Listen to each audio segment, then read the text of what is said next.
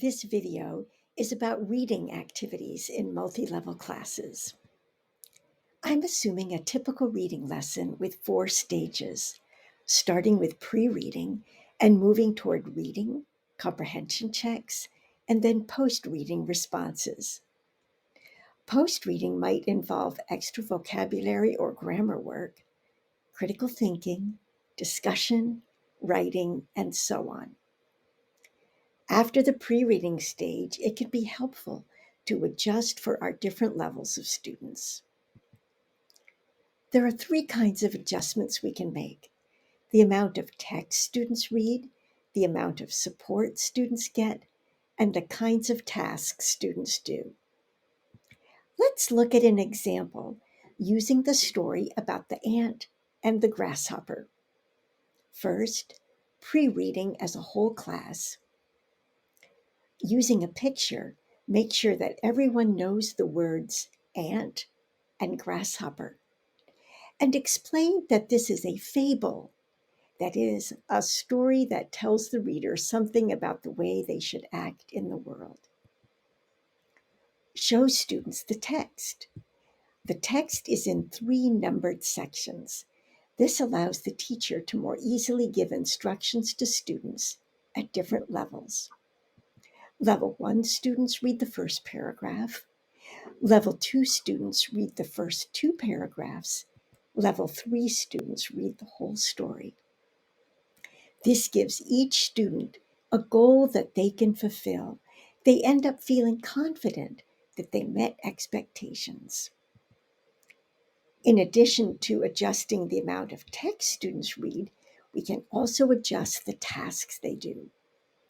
We could give 3 questions about the story and have level 1 students answer only the first question, perhaps with just a 1-word answer. We can also give support, such as a translation for a key word. Level 2 students answer the first 2 questions. Level 3 students answer all the questions. The third question requires a deeper level of comprehension and synthesis of ideas. Instructions for each group can be written on the board. Before the next stage, it's good for everyone to hear the whole story. Depending on how much time you have or the arrangement of your class, you can tell the story yourself or have advanced students do it. If you are responsible for vocabulary or grammar in the context of reading, those tasks can also be adjusted for level. Level 1 students can be given 2 words to learn and write. Give the level 2 students more challenging vocabulary, perhaps such phrases as save up for and time to come. Using an online dictionary to check multi-word phrases is an important skill for them to learn. Finally, there might be new vocabulary for level 3 students, such as snug or shiver, and they can also be responsible for a grammar item, such as should have plus a past participle verb to express regret. If you have time, let the students of all levels teach what they have learned to their classmates.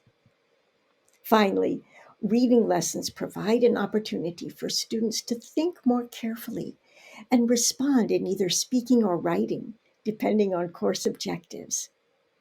If we order the questions from easy to difficult, we can tell students in different levels how many questions to answer.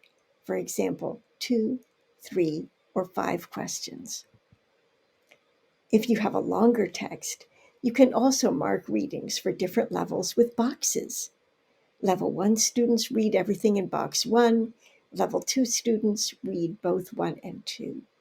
Level 3 students read the whole page. Again, the whole class is working together on reading, but each level experiences the right amount of challenge. A student who has finished their reading part in the time allowed can be encouraged to go on and read more, no matter what their level. Remember that in addition to adjusting the amount of text students read, we can also adjust the support we give.